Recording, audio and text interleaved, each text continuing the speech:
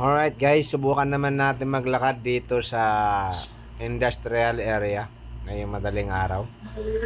So, lakad muna kami. Actually, katapos lang namin tumakbo dyan. So, lakad kami para makita namin yung lugar at mabidyuhan. So, talagang dito sa Saudi Arabia guys ay napakaganda. Safety ka maglakad. Wala dito mga tambay-tambay.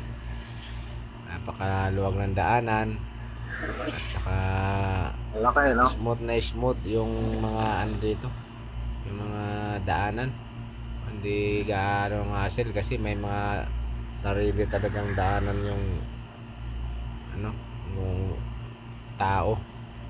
Iba yung mga sasakyan kaya napakaganda. Ayan madaling araw yan, around 4 o'clock yan. After namin mag-jogging. So, sabi ko bidyan muna natin. So, tingnan pakita natin sa mga viewers na talagang safety sa Saudi Arabia. I love Saudi Arabia. Madilim. Maaga pa nga, pinagpawisan na kami. Lakad kami, kasama ko. Inikot talaga namin yung industrial na pag-jogging. So, pauwi na kami niyan. Dito kami dumaan sa wala nang Paki. tika. Yung ng mga itlog. Tsaka ang kabila naikot namin. Hidada. Magawa naman ng bakal. So, safety. Walang pagawa mga pabrika ng itlog. Wala rin mga aso. Kabila Hidada. Nakita mo lang mga ilan nilang sasakyan na dumadaan. Pero napakaluwag ng kalsada, kabilawat kan.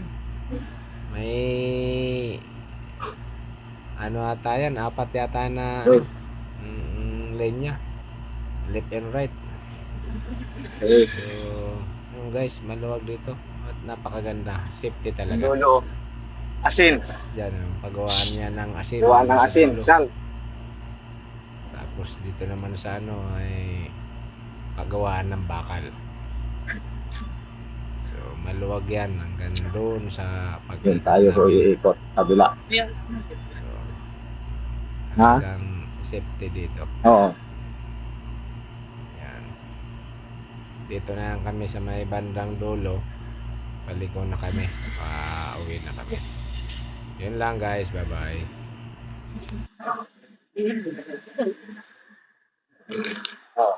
Ito